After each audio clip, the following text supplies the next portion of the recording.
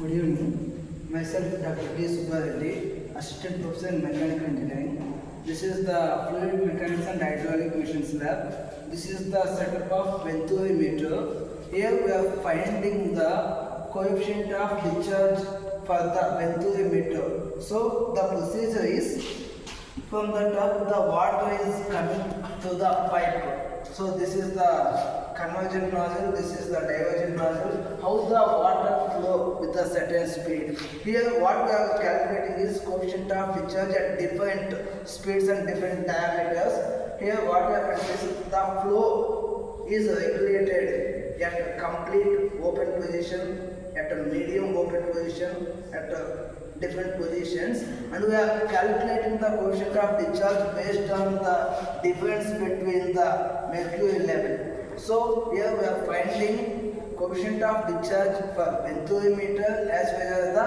all phase meters.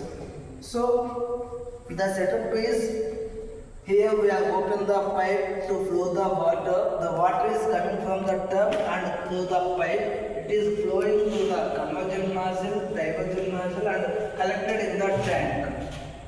This is main aims to show the fluid properties like type of flow, flow speed, water speed, all these things. Thank you.